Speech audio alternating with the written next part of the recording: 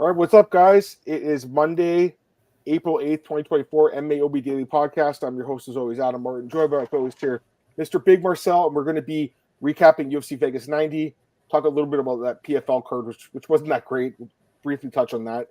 And then the next podcast, not even in an hour from now, probably a little bit less than that, we'll be breaking down UFC 300. I can't wait for that, Marcel. I'm looking forward to that. But before that, we do the UFC Vegas 90 recap. Marcel's just like got the stone. He looks like Fedor right now. The stone face. What's going on, man? Everything is good, man. Looking forward to talk to you about this fights from last week, and obviously next week's UFC 300. And the next you kind of look like Johnny Walker's brother, Walter, a little bit with that beard. You kind of look like him a little bit, eh? Do you think? That's definitely. Marcel lost a bet on this guy, and that's why he shaved his goatee like that. But let's just get into it, Marcel. We'll get some comments first, and then we'll get into the recap. Joe, what's up, brother? Always glad to have you here. Glenn, you were second today, man, but glad to have you here as always. Michael, what's up, man? UFC 300? Who's complaining about UFC 300? I don't understand that at all. It's literally the best card they've ever put on from top to bottom. It is the best card like ever. It might not play out that way. It might not be great. I mean, we'll see. But like on paper, it's amazing. Like there's no doubt, right? So.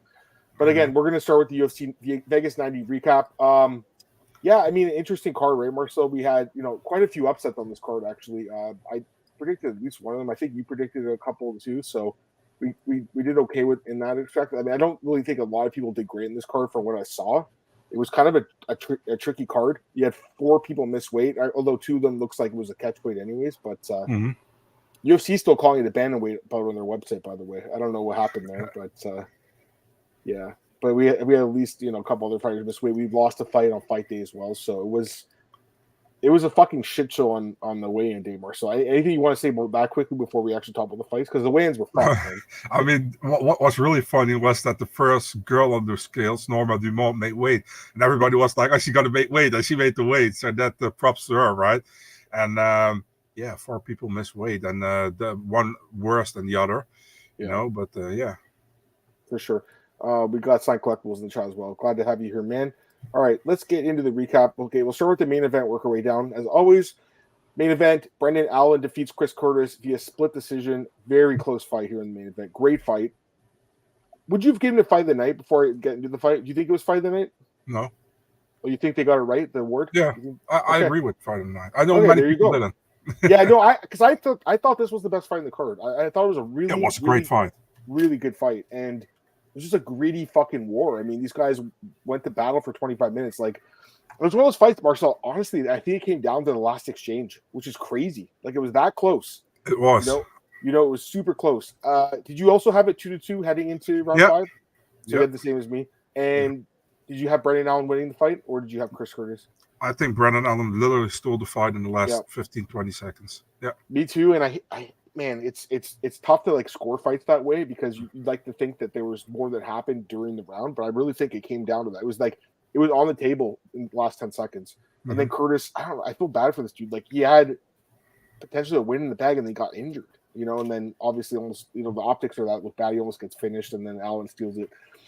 I know Chris is on Twitter. He's upset about the decision, but I think the judges got it right. But it was close. If they went with Curtis, I wouldn't have complained. What are you going to say, Same. I had to laugh when they were done, and Brandon Allen wanted to have that moment with Chris Curtis where he's sitting next to him and put the arm on, and then the ref was like, "Go away," because Chris was injured, and Brandon didn't know at that moment that it was that bad, So it was kind of comical, but it sucks for Curtis, man. I mean, I hope. He has a full and speedy recovery, of course, man. He's a good dude. Yeah. Interviewed him last week. Also interviewed Brandon Allen. Interviewed both. I like both guys, honestly, and I think it was a close fight. Yeah. Good fight. No, I agree. Just fixing my background here. There we go. All right. We got True in the chat. What's up, brother? Kurt outstruck him widely in the 5th. Did he? I mean, I don't think so, man. I kind of disagree. I think it was super close. I mean, he definitely had moments. Let me check the stats. He did have more strikes landed, so you're not wrong about that. According to the stats, he did. But all 3 judges did have it for Brendan Allen. I think just the optics of him getting hurt. I think that's what did it for him, Marcel. Because up to that point, I was thinking, like, man, Curtis is probably going to win, and then it just looked really bad. I don't know. What were you saying? Sorry. One judge scored for Curtis, 2 added for Allen. For the 5th round? I know. I mean, it was a split decision. Yeah, but the fifth round, all three of them had it for sorry. Brendan Allen. That's okay. But I'm just saying it came down to the fifth because I'm looking at the judges' scorecards. Michael Bell had a 3-1 Curtis heading into round 5. Derek Clear had a 2-2 like I did, and then Eric Clone had a 3-1 Allen. Eric Clone had a 49-46 Allen. Yeah, I don't really agree with that, but at the same time, the rounds were pretty close. So it's one of those things. Again, if Curtis had won, I don't think it would have been a bad decision at all. It was just a really close fight. Someone has to win. Someone has to lose. They can't really go 10-10. So, anyways, it was a great fight. What do they do next for Brendan Allen? Who's he going to fight? Man, I make that rematch with Sean Strickland. For the simple reason that they probably going to do Dricus Adesanya. I still think Adesanya shouldn't fight for a title next, but they're going to do it. Who else? Allen. I mean, if you do Alan Strickland, you have the next contender who wins that fight. You got Chimaev against Whitaker. Chimaev probably gets a title shot if he beats Whitaker. And Cannonier is somewhere. Yeah, for Cannonier, it kind of sucks, man. He's somewhere nowhere. He probably has to fight Paulo Costa, I think. So.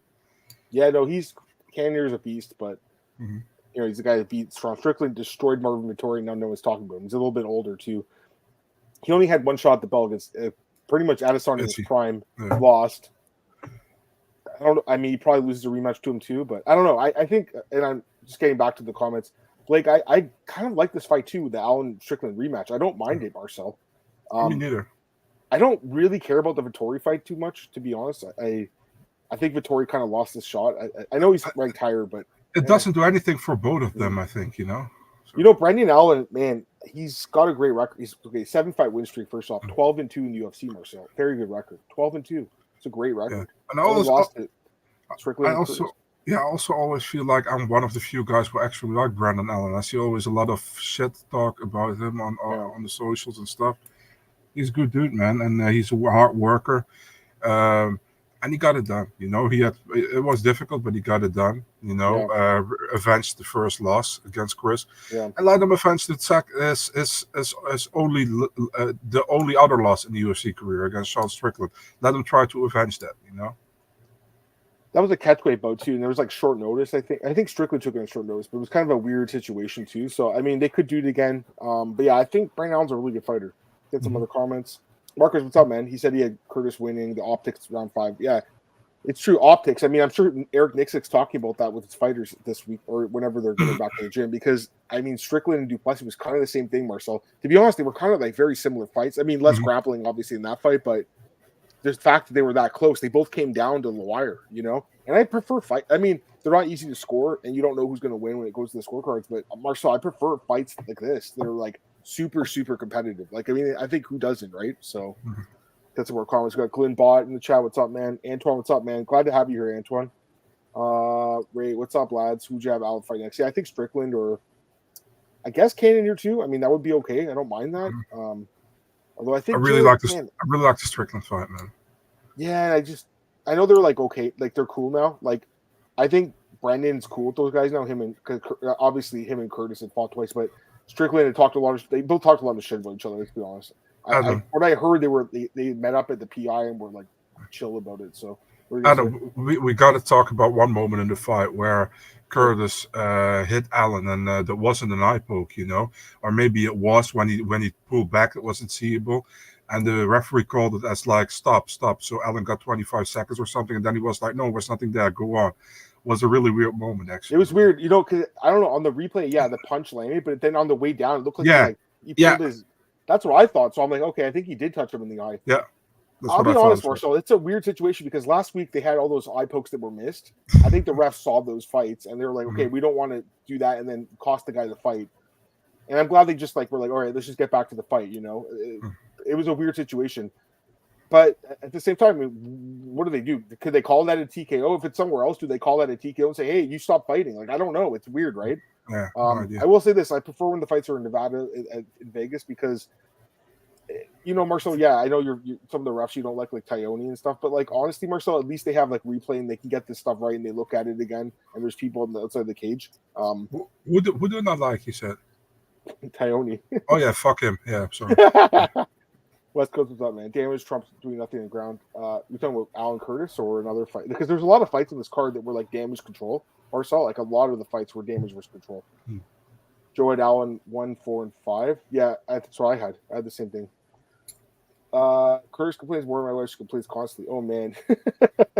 Hopefully your wife's not watching the live chat today. Although hi to her. Alan Costa. Yeah, that's fine too. Costa's a beast too. So if Alan ends up fighting Whitaker, who fought 2 different sets of training partners 185. That's interesting actually. Because he beat Malkoun, obviously. Alan overinflate you, it bothers me. Yeah, I mean, but again, when you're at you have to be kind of like that, true. When you're in this sport at that level these guys are at. Actually, I found it funny that Alan said in an interview, I don't know if you see that, he said after the Malkoun fight, I've switched so much up, he said, and he's like, I got lucky in that fight. So he did. I thought he lost that fight, which is but that's honest of it, Yeah, I know. And Jacob Malkoun is an underrated fighter. I mean, he's not the most exciting guy. He did get a knockout in his last fight, but he's a good fighter. Why did Chris let Allen back up multiple times? I completely agree with this too. The fight IQ is a little odd. I mean, I guess he didn't want to get triangled, but like that doesn't really happen too often to get swept. I mean, it could have happened. Chris is a good fighter, man. It's crazy. Like this guy's headlining cards now. A few years ago, we were fucking on this podcast. We're like, why is this guy not in the UFC? He had that crazy knockout on Contender Series, and Damian's like, yeah, but he's too old. We're gonna pass on him. Like, what? First off, why did they even have him on the show? It's probably because they want the other guy to win. That's probably why. When they fought him, yeah, probably. I think it was like Sean Lally. Sean Lally, yeah. That guy, what is happening to him? He's a nobody. Chris is a legitimate top 15 guy middleweight. I do think Chris is kind of like a gatekeeper, but he's like one of those high level gatekeepers, right? Like, do you think he's a gatekeeper to the top 15? Is that what you? He looked actually better than. Yeah, I know. He looked really good in this fight, man. I thought he looked really good. He's fine. I was talking to him, and I told him like, dude, I have to be neutral. But for years, I was so pissed that you didn't get signed after that. And he's like, dude, I was pissed as well. Yeah, no, I mean, and then he went to PFL. He had that all those tournament fights there in PFL. Listen, he's a guy that has like 55. Yeah, I know the fake. We're not fake.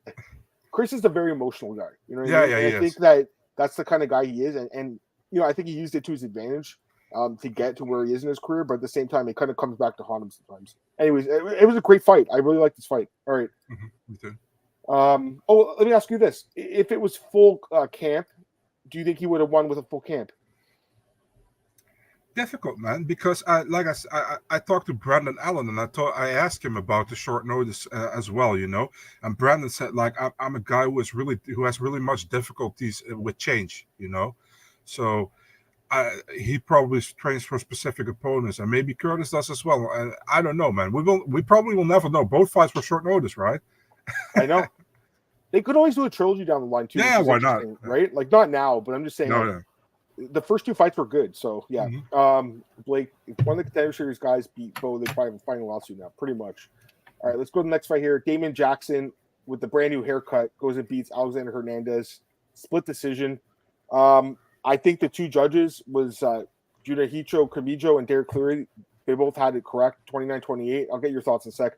Brian Miner, who's been around forever, 30-27. Hernandez, I mean, that is a fucking joke. I mean, you got to be kidding me. That's a horrible, horrible scorecard. It's horrible. It's horrible. I know it was like a competitive fight, but come on. Damon Jackson won the first 2 rounds. He lost the 3rd round. We'll talk about the weight miss in a sec, but how did you score? Come on, you had to have Jackson. Bro, even Stevie Wonder saw that Hernandez didn't won that fight, No way. I had the 1st and 2nd round for Jackson. 3rd round, Hernandez started really well, knocked him down. But I think even Jackson did well in the 3rd round after that, But I gave it to Hernandez because of the damage. 2-1 for Jackson. It was an easy fight to score, in my opinion. Very easy fight to score. And, that's again the fight IQ. Like he dropped him, and then he kind of started grappling him. I'm like, what are you doing? Like, very odd, very odd. We should talk about the weight miss too. Came in at 150. I know. Here's the thing, though. No one's talking about this, but he did go back on the scale and went to 147.5. Yeah. So that's a huge weight cut to cut 2.5 pounds in an extra hour. That's crazy. I don't know what the fuck happened with his weight cut. He's not a featherweight, Marcel. He's just not a featherweight. He needs to go back to lightweight. He's lost 4 of his last 5 fights. Does the UFC give him one more chance? Do they give him one more fight? Because they obviously like the guy. Do they give him one more? Yeah, but I would tell them to go to 150, back to 155. Yeah.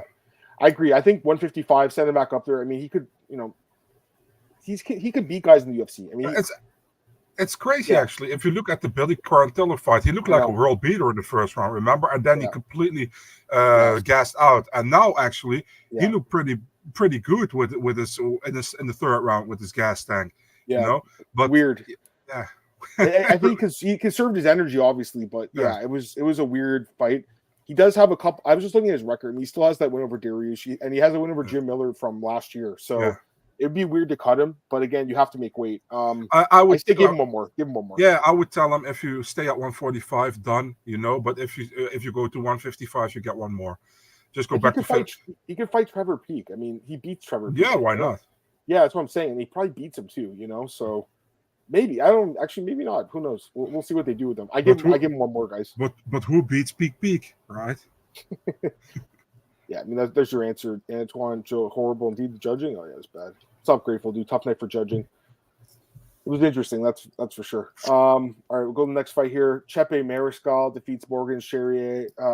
Split decision. I had Morgan winning the first 2 rounds. It was competitive though, for sure. The live odds, I was looking at the live odds at the end of the fight. It was like minus 4,000 Morgan. I saw that.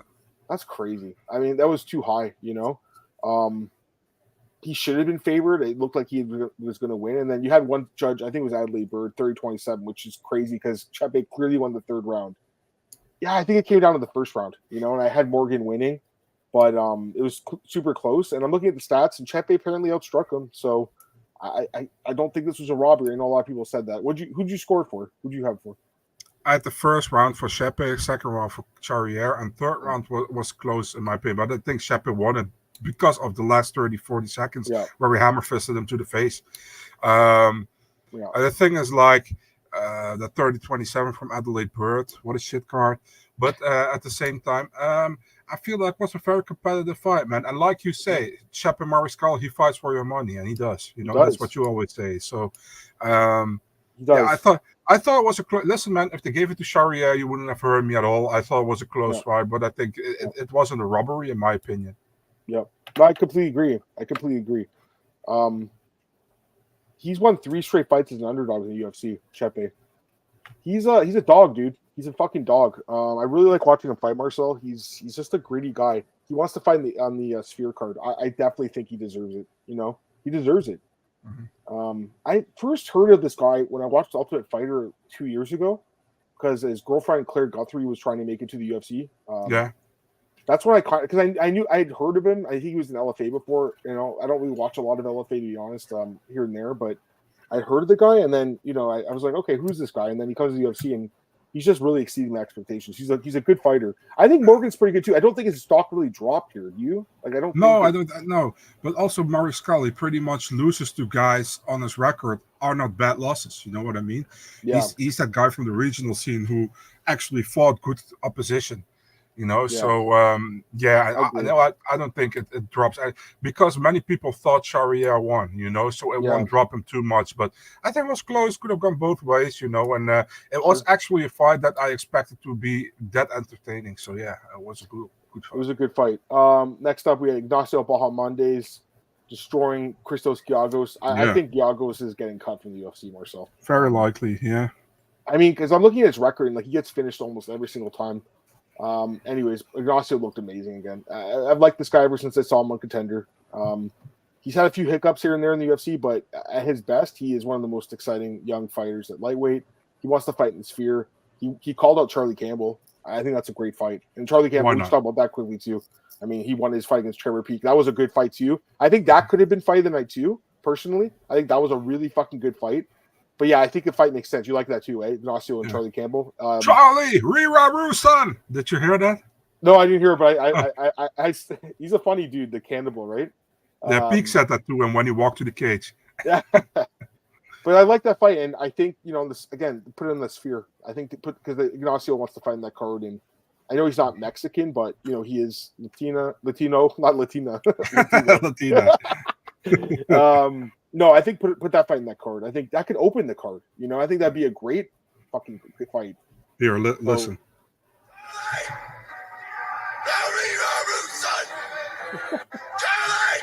I heard it. Anyways, he looked great. Charlie looked pretty good too. Trevor Peek's a dog too. Another guy that Actually, it's funny that Chepe and Trevor are both on this card because they obviously fought each other. What was the last year when they made their debuts? I like Trevor Peak too, man. He just got a new contract, right? He got 4-fight deal. Is that right? Yeah, that's true. And that should have also been the fight of the night, by the way. The Peak against the Murray Skull fight. You know, dude, that fight. I don't know how did that not win. What was fight of the night? That card? Oh, maybe it was Emmett Topuria. Wow. Yeah, that was a one-sided beatdown. That should have been performance bonus for Topuria. That's crazy. That was clearly fight because that's a memorable fight. I mean, I remember that fight. It was just a fucking war. Anyways, Trevor Peak, I think we're both happy he got a new contract as well. Yeah. Crazy 300, no fresh personalities. We'll talk about that in a sec, Blake. We're gonna. There will be 26 athletes will be all in the in the presser. Huh? Yeah, I saw that. We'll see if someone talks shit or like does something crazy. All right, getting back to the card. Alex Morono defeats Court McGee. Unanimous decision. Yeah, I think he won. I think it was 1-1 heading in the third, and he won the third round. It was a close fight, though. It's closer than I thought. Going into it, I'm like, I'm pretty sure Morono probably knocks McGee out. Court McGee's still I know he's lost 3 straight fights, but he's still a pretty tough guy, man. He did better than I expected, pretty much. I think it was 1-1 going into the third round, so Morono pulled out. But I mean, this was like the three follow-up fights that kind of bored me out, the last 3 prelims. But a win for Morono, and that's what we expected pretty much, Yeah, I agree. Do you give Court McGee one more fight? Give him another fight? Why not if he wants? Yeah. He's not a legend, but he's kind of like a guy that's a really respected veteran. You know what I mean? Call him a mainstay. Yeah, I agree with Joe too. Court, he's a very tough fight. I remember, obviously, the Ultimate Fighter, right? He just signed a 4-fight deal, right? Court did? Yeah. They can cut them after a loss, though. You know that. But I think he'll get one more. I mean, he's a guy they respect. I think everyone respects Court McGee. Sure. Lucas Dreschke defeats Walter Walker. Yeah, decision. Fucking horrible fight. Fucking horrible fight. Why didn't you fight like that, Marcel? Why were you just laying on top of the guy? You look like him right now with that. Yeah. Whatever you have on your face. Why do I use my brother's first name as my last name? Honestly, bro, this fight was pretty bad. I think. I thought Dreschke won. I think the judges got it right. What do you think? Yeah, I really didn't give a fuck. I think Dreschke won as well at 2-1, probably. It was like, what was really funny? I think Johnny Walker came after it on Twitter, and he was like, numbers don't lie. And he showed the numbers, and people were like, dude, you're pretty much implying that Dreschke won, because the numbers are in his advantage. Walter, he had the control time, but he didn't do anything with it. He didn't do jack shit. Yeah. Yeah, I know. You can't, again, we know how they're scoring fights differently now, especially in Vegas. Yeah. They're really telling them, hey, if a guy doesn't if he's not going for ground and pound, if he's not going for a submission, he's not trying to advance or do something to finish the fight, don't score him points. Dreschke had more strikes landed and he did more damage. He deserved to win. He saved his job, I would say, right? I think so. You give him another. I mean, do you re-sign him to a new contract, Dreschke? No. You let him go too? Yeah. You don't like him, man? No, it's not that I don't like him, but listen, the Contender Series fight got overturned by no contest because he used something. Then he loses 3 fights in a row. I still think the Budai fight was kind of close and could have won that one. He loses 3 in a row, and now he barely gets by Walker. I don't think the UFC resigns him. You think? Funny. I heard him talking at the post-fight press conference. I didn't realize he spoke English. I was shocked. I'm like, what the hell? Also, on UFC stats, they still call it a win, but I think it was a no contest. Yeah. They haven't changed that yet. That's interesting. They're like, let's keep this guy here. Both guys probably aren't UFC caliber. Walter, by the way, do you consider that a fraud check? Yeah. We both said that at the same time in the Discord by Jace. We both said at the same time. We talked about this a few weeks ago.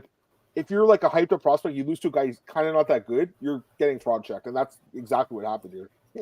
Yeah, Walker versus Ghazi, winner of the cheeseburger. I want the cheeseburger.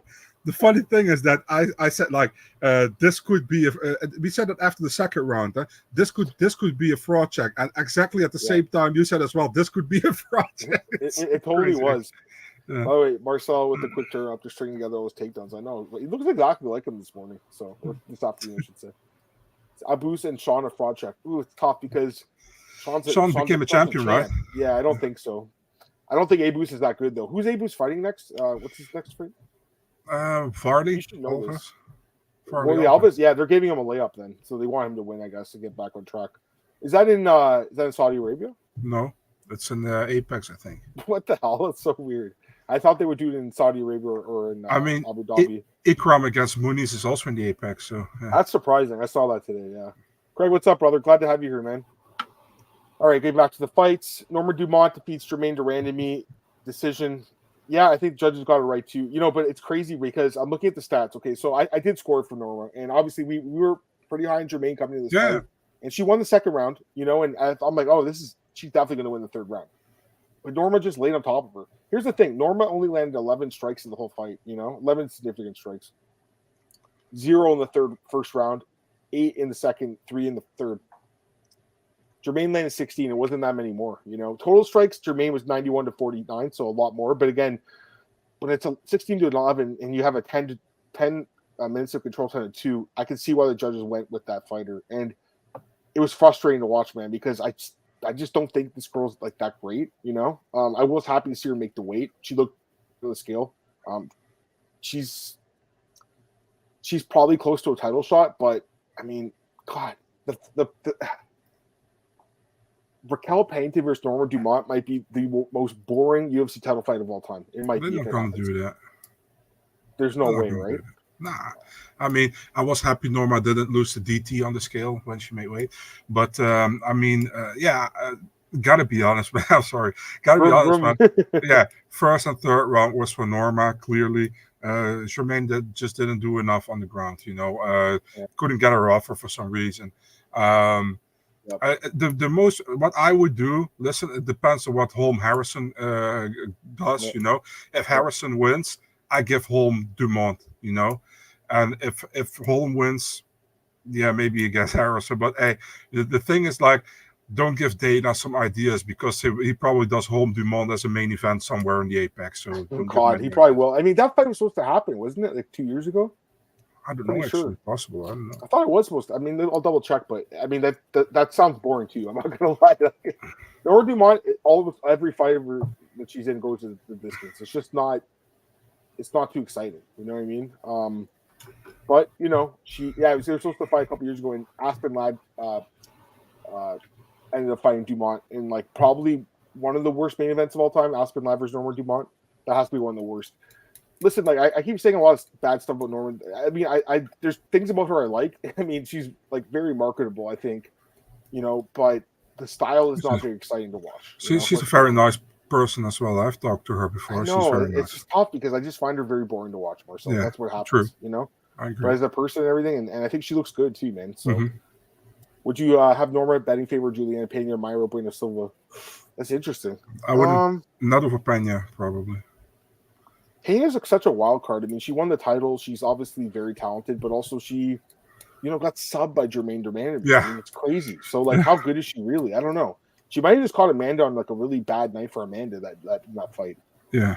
And then with Mayra, I don't know. I mean, Mayra looks so bad, guys, in Toronto. I was at that fight, Marcel. She could not get off her back with Raquel. So, can Norma just lay on top of her? Maybe. Norma's a big girl, right? She's probably one of the bigger bantamweights. Anyways, she's I don't want to big girl and a big world. It's not a big. Sorry, that's okay. No, you're good. Victor Hugo defeats Pedro Falcao. I like this fight too. I thought this was a pretty good fight, especially short notice. Yeah, I thought it was a pretty good fight. The guy took it on like 3 days' notice, dude. I mean, what were you expecting? Nothing against Falcao, but I felt like Hugo made every mistake he could make. That's what I pretty much thought. He won the fight, but yeah. The other thing I'll say is, like, again, someone mentioned this at the post-fight presser too. Like, yeah, he had the full camp, but he was training for a different opponent. I mean, this guy is completely different. So, like, he had to change up his game plan on the fly. I thought it was a pretty good fight. I didn't hate the fight. I thought both guys are decent. I know, like, Falcao got tired in the third round, but it's expected. Yeah, I mean, the bantamweight division is just really good. And clearly that guy should have been signed off Contender. It's kind of crazy. He actually got a finish, and Dana didn't sign him. And I think on that same card was Budka on the same card as this guy on Contender? Budka. I don't know. I think it was not last year. It was a year before, I think. Oh, my bad. Yeah, sorry. It was 2020. Well, it was actually a couple years ago. My bad. There was Johnny Parsons won a split decision, and he got signed instead. Now he's actually not bad, so I don't hate it. But this guy finished his fight, and Dana's like, "Nah, we're gonna pass on this guy." Like, it was fucking bullshit. And actually, Barrajo won. That was the second fight he had when he finished that guy, that Jesse Murray guy. Anyways, I mean, I think this guy's definitely UFC caliber. All right, next fight we had John Matsumoto defeat Dan Argueta. Second round guillotine, 4:59 of round 2. Holy shit! I mean, great fight. First off, I mean the pace was insane. Dan Argueta's wrestling was crazy good in this fight. 9 takedowns. He just kept taking down this kid, but he got tired, and then the guy he just locked up the guillotine. It was tough. I mean, 1 second left. Dan's pissed off at himself. Cubs not happy about it either with him tapping, but at the same time, dude, he was probably gonna fall asleep. So yeah, he was pretty much out of it. Yeah, but it was a good fight, right? What do you think of this kid, John Matsumoto? His record is 15-0 now. Yeah, I said I think he's amazing last week, and you said as well. The thing is I said it also.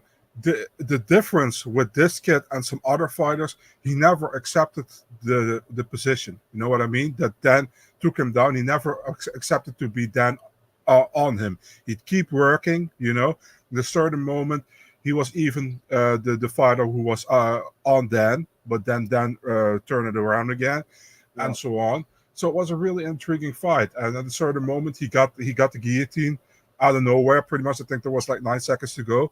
And Dan was out of it. He had to tap, or he was going to sleep. He was pretty much sleeping already, Yeah, he looked like he was about to. So it's just tough whenever they tap with the second left. You know what I mean? It is tough, but I don't think it was the wrong thing. It cost Ankalaev 2 years of his career. So yeah, it really did. It really fucking did. I think this kid's pretty good. Dan Argueta is 1-2-2 in the UFC. Do you give him another fight though? Yeah, because he got very bad luck, against Ronnie Lawrence. I always say Ronnie Lawrence. It's Ronnie Lawrence. He's not Brazilian, bro. No, he got very bad luck against Ronnie Lawrence. The other fight with Miles Jones got overturned in a no contest. He lost that fight, but he got some bad luck. Yeah, I give him definitely another one. And he fought Damon Jackson in his debut, and and it was up a weight class. I mean, this guy, he's had some tough fights in the UFC, man. They have not given him easy matchups. So I give him one more. Next up, Cesar Almeida. I called this one, Marcel, my dog pick. Yeah, he knocks out Dylan Budka. Dylan Budka is a crotch sniffer, man. This guy's a terrible. We had a discussion about this in the Discord. This guy shouldn't be in the UFC. He should be cut. I don't think this guy's good for the UFC. This is the kind of fighter they don't want in the UFC anymore. I was absolutely shocked when they signed him off Contender. I guess they did because he's like pretty young. He's 23 or whatever, 24. He's got a decent record, but my God, dude. I mean, who wants to watch this kind of fighting? He landed one significant strike in this fight. He had control time, 5 minutes of control time, but did not advance position, held the guy against the fence. Who was the ref in this fight? It was Mark Smith. I'm like, dude, come on, stand them up. Like, he was just marked out. It was like Cesar Almeida was like against the fence with his butt in the ground, and this guy was just like holding him down. It was horrible to watch. But I thought Cesar won. I know the judges gave it to Budka, I think, in the first round, but I thought Cesar won both rounds and then knocked him out. What do you think, man? Give me your thoughts. Yeah, we had a discussion about it. I think Budka won the first round. Wasn't beautiful to watch? Definitely not.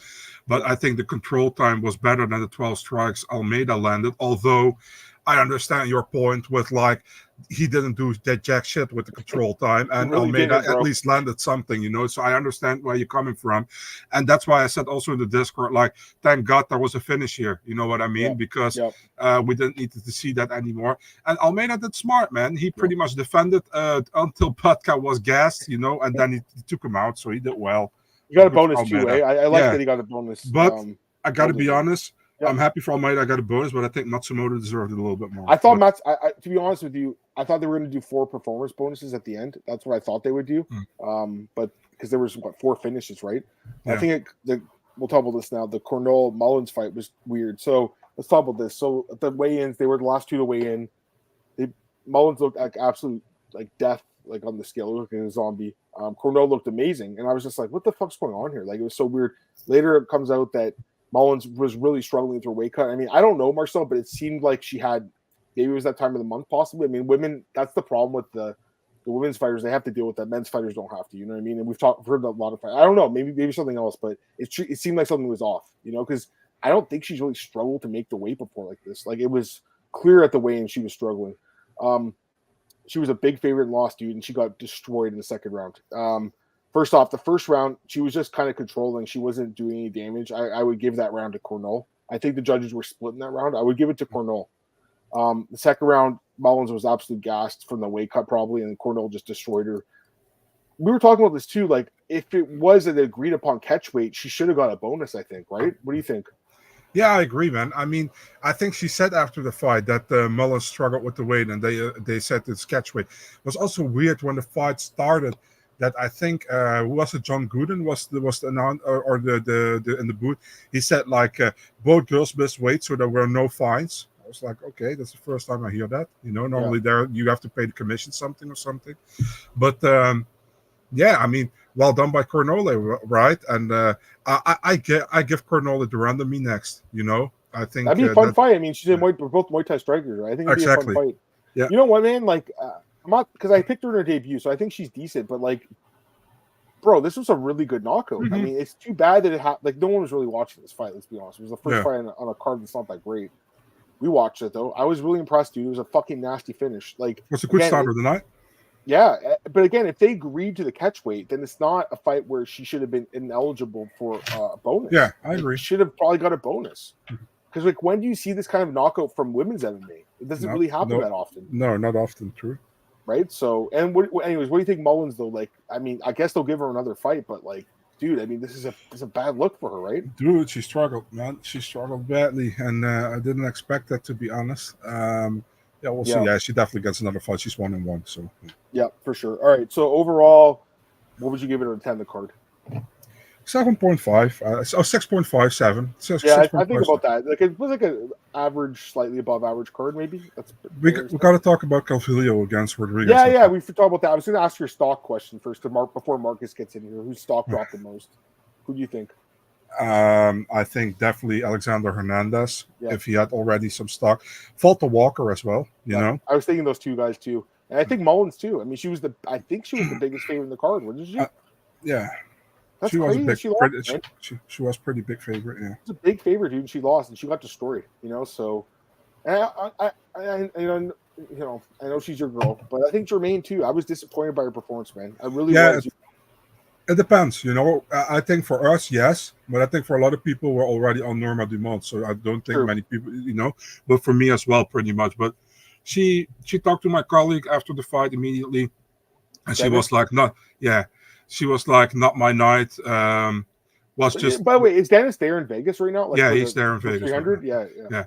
So she's like, wasn't my night. Didn't felt good what I did, and on to the next one. And Dennis asked her like, sorry, I have to ask you this, but you will keep going. And she's like, for sure, I'm not a quitter.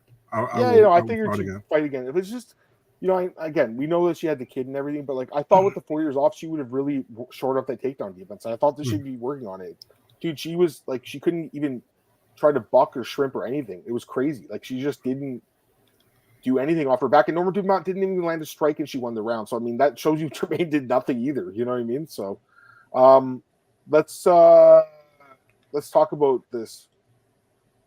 Let's talk about Calvillo. Yeah. So Calvillo and Pierre Rodriguez got canceled. Calvillo, I think it was 119 on the scale. I see Pierre got a fight book today. She's fighting that girl Ariane Cornelossi. By the way, was at this card, and she was in Gene Matsumoto's corner. Yeah. And dude, she's jacked. She's jacked, bro. But I think that shows you the UFC is probably going to cut her, right? She's getting cut, right? Cynthia? I wouldn't be surprised, man. I mean, she got the last chance pretty much, you know, and she lost 5 straight fights and they gave her another shot, and she blew it. Yeah. I mean, dude, I had high hopes for her when she came to the UFC. I mean, she had some really good wins. She fought Carla Esparza. It was pretty competitive. You know, she fought some really high-level girls, and, you know, she had some good wins in her career. She even headlined the card against Jessica High, which is also a bad main event. But, you know, it's just disappointing for her to kind of end this way, you know? Yeah, I think she's going to get cut. I agree, GDR. Yeah, GDR, I think, by the way, we picked her as a dog, but I think she ended up closing as the favorite, like a slight favorite. So a lot of money came in on her. Yeah, I agree with that too. But that guy, dude, I just don't like watching that dude fight. Like, who'd you give Budkin next? Like, I guess they have to give him another wrestler. They have to. Maybe Andre Petrosky. They could do that fight, maybe. You know, something like that. I don't know, Marcel. I just think that I thought Dana wanted guys like this out of the UFC. They're just going to hold you. I mean, because this guy's done nothing in 2 fights now. I think Dana said like it was a bad fight against Chad Hanekom he fought, and why did he sign him then? Yeah, he said like it was on short notice. Dude lived outside of his truck or something or whatever. It's like we give him a shot if he drops down.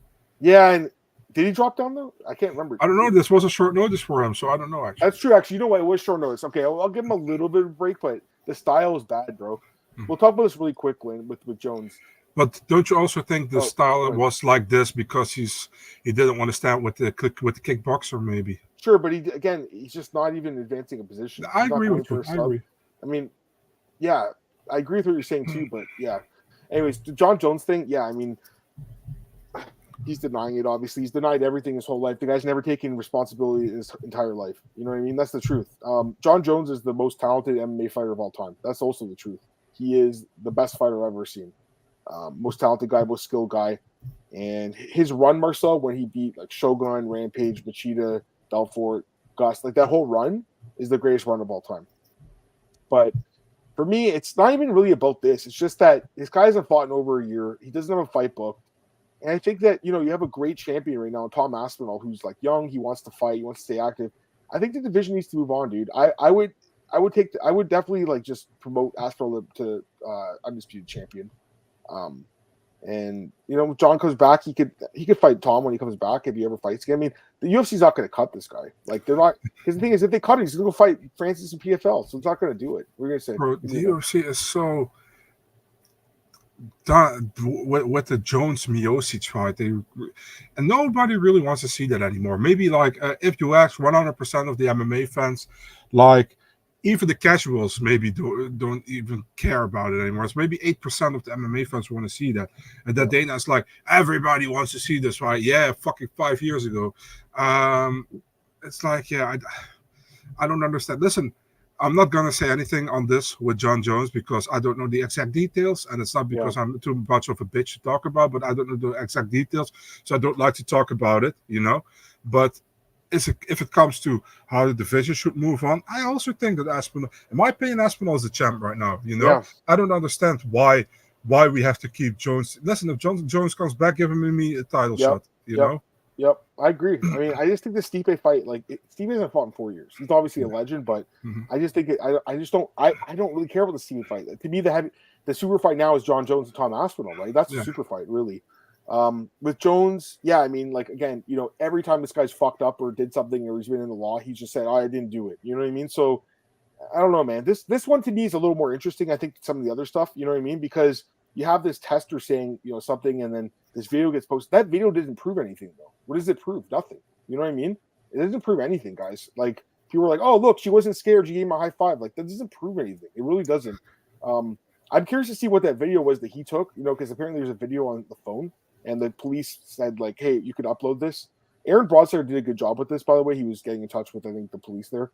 Yeah, I mean, I'll be honest with you. When I saw this story, I thought it was fake. I'm not going to lie, right? Like, oh, this is me too. Yeah. Bro, I'm like reading. I'm like, this is so poorly written. This is not real. Like, this is fake. And then Aaron talked to the cops. They're like, no, it's fucking real. Like, it was so weird. I was the same thing. I was like, somebody is trying to stir up something again, And but that's what I thought too. But it's just weird. And then they do it at 300. I will say this though, because if he was supposed to fight at 300, and then this comes out, does he fight? Oh God, yeah, that would have been a complete shit show then. Yeah. To me, this is actually the most interesting part of that was the drug sport guy, the boss. Did you read the story? Did you read it? Okay, so allegedly, it's all alleged, man. Remember that. Like, nothing's been proven. But allegedly, the woman, I should say, she, was intimidated by Jones. She said he threatened her, and she reported it to her boss. Or her boss said, let's just wait till you talk to the UFC. Don't say anything yet. And she's like, no, I want to report this. And he's like, well, you shouldn't do it. So they were trying to cover it up. I mean, from based on what we saw, based on what we read. So to me, that's actually the more interesting part about this, not Jones being a fucking asshole, because I think we kind of know he is, Again, great fighter, but not the nicest guy. But the thing with the drug sport guy being like the boss covering it up, that thing to me, very interesting. And they wouldn't give a statement to police either, that guy. So we'll see what happens. I mean, but I will say this, like, people were like, oh, he took her phone. It's not a big deal. It actually kind of is. Like, you can't just take someone's phone. Like, you know what I mean? So, again, is there proof, though? I don't know if there's any proof, right? She need that other guy to kind of corroborate the story. But even then, there's not really proof. It's hearsay. That's the biggest problem with guys. It's like, unless there's hard evidence, then what's going to happen? So, regardless of this, I still want the division to move on, though, regardless, because I just think it's time to move on. So, I completely agree with Marcus. Been a year. Move on.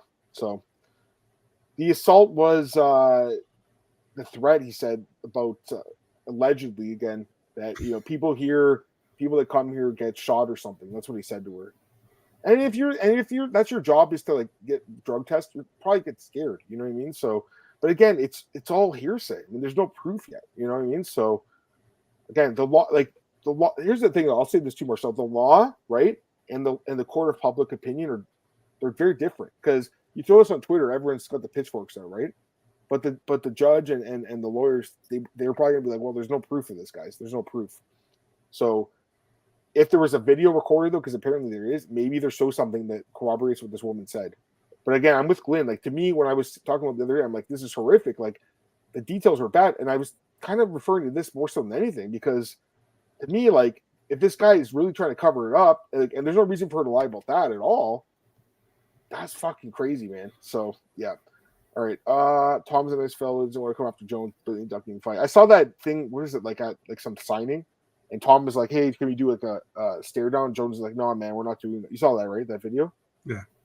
What's up, Pato? Azamat? I don't know. Didn't he break his hand against his last fight? Dustin Jacoby? Against Jacoby, yeah, but some time ago. He was booked, but then he got he didn't fight. So I don't know. And I agree with this too. I mean, is it hard to believe a drug tester didn't want to further agitate any affair of allegations of domestic violence? And Jones also said I think he had been drinking or something, or he was hungover. Mm-hmm. So, he wasn't completely probably sober. But again, I don't want to say anything here that I can get in trouble with because there's no proof and we need more details. But again, regardless, I just want this division to move on, dude. I really do. Yeah, we all want. Yeah, it's because like you don't have the heavyweight belt being defended. That's ridiculous. That's fucking crazy. Antoine, I can't wait. Give us like 5 minutes. We'll break down UFC 300. I can't wait. No coincidence, always pops as UFC to control the testing. I mean, two guys popped. Who did? Walt Harris and Kusain Askarbov. That's true, actually. That was under the new drug-free sport they did? Askarbov, definitely. I don't know. Walt Harris has tested positive before, hasn't he? I think. Yeah. How long is his suspension? Like 4 years or something? Yeah, something like that, yeah. Did he get cut? Is he still on the roster? Or I think he's still on the roster, but How? I mean, but I don't think we see him fight anymore, I think that the one will probably be cut soon.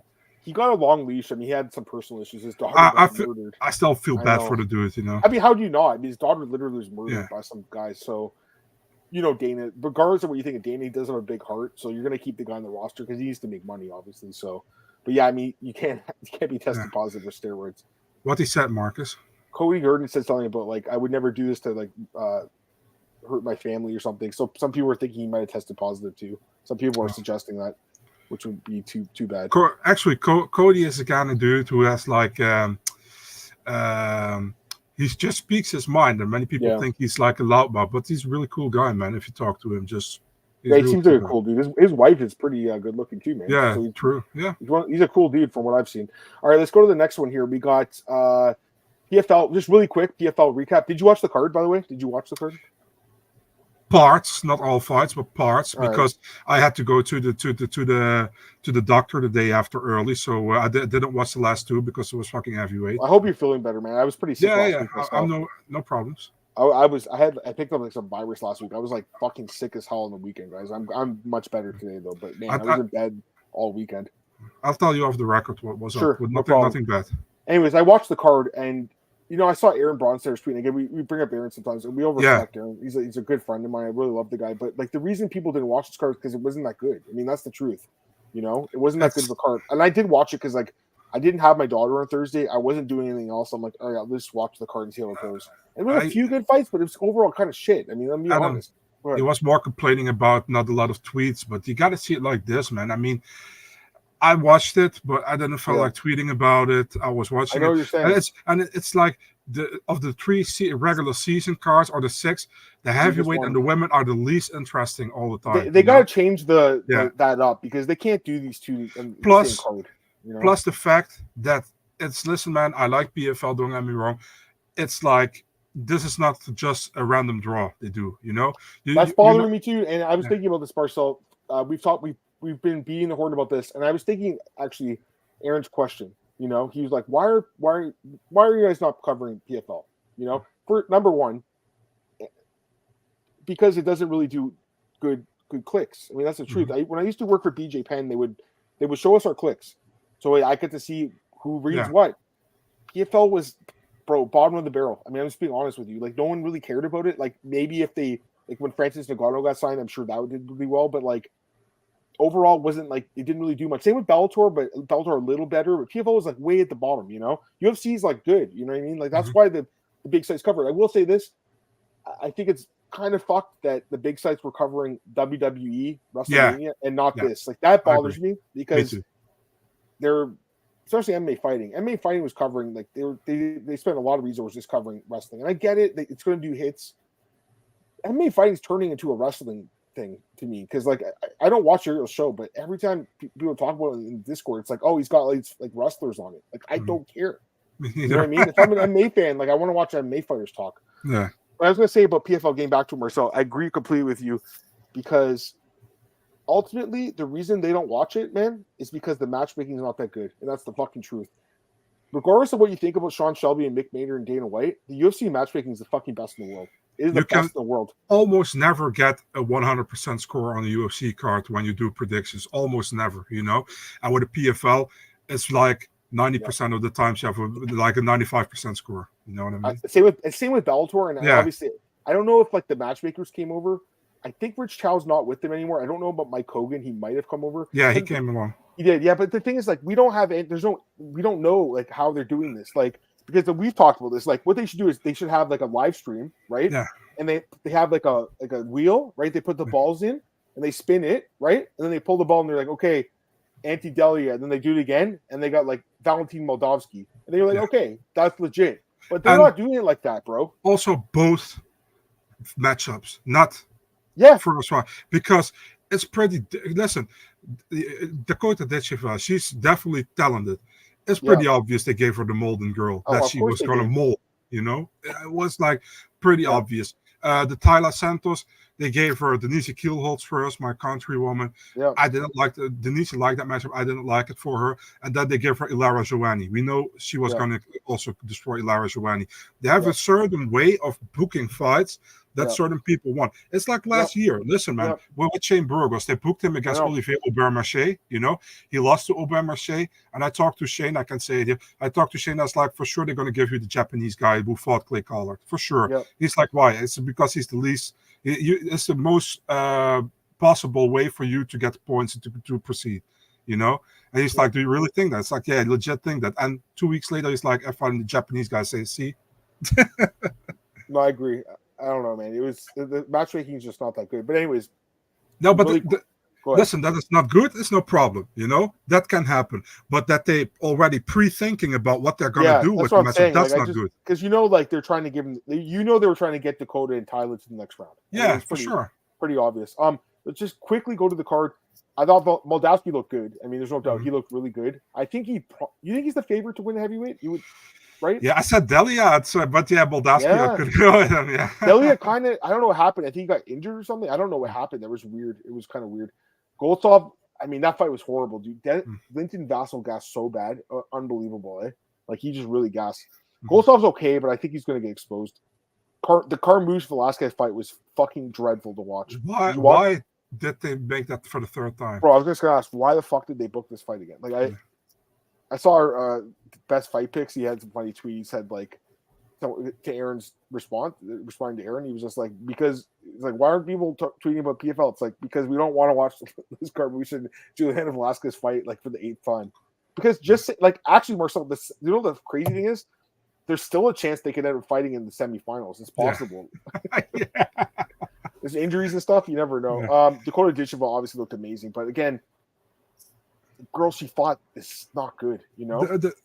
She is. PFL tried to make her a star, you know, and I know she looks. Many people think she looks great, you know, and she has an undefeated record. You know, I understand she's marketable, but I don't like when they try. Listen, man, we are not in the B leagues, you know. You want to be an A league, then you have to fight a competition. You know what I mean?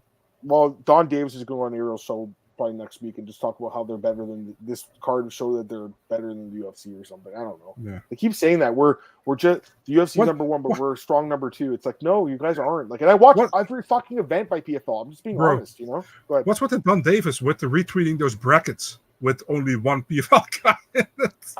I saw that too. That's weird. Daniel James was an underdog again against Marcelo Gomez. Very weird, right? Yeah, we picked them both, right? Yeah, we did. That was a consensus dog. Blagoy Ivanov, he looked good, by the way, Daniel James. Blagoy Ivanov, he picked Blagoy, he lost. You picked Sergey? I can't remember. Yeah.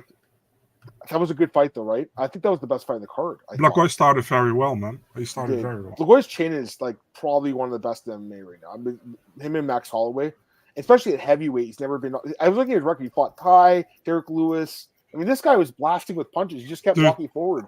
Fucking zombie. Dude is fucking tough, man. He got shot in the chest. I think he got stabbed. Yeah, he got stabbed. Yeah, he got stabbed. And he survived. Well, I'm pretty sure if you get shot in the chest, you're gonna die. But I mean, if you get stabbed too, you're gonna fucking die. He's got a hole right here in his chest. Yeah, he's just a tough guy. Tyler Santos obviously looked amazing. She should have been on the main card. I mean, that's a joke that she was buried on the prelims here. Sure. The Popov guy looked okay, I guess. Watching that fight was horrible. Bishop looked really good. Bishop's kind of a dark horse to me in this tournament. Bishop is a fun fight. She's a little bit older, right? But she's a fun fight. Yeah. I think the UFC should have picked her up. I think they made a mistake. I do.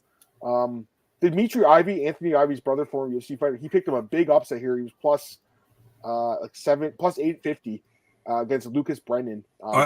He got fraud checked, right? Bro, I always say to my co-host Santiago in the Bellator Zone podcast, he's really high on Lucas Brennan. I was like, dude, this guy, he only fights guys where he's a plus 800 favorite against, you know? And that's the thing what I don't like with Bellator. I didn't like what Bellator did. And now he was again a big favorite. I think his last fight, 1600. yeah, and his last fight against Weber Almeida, I think he was losing, but exactly. So I mean, there you go.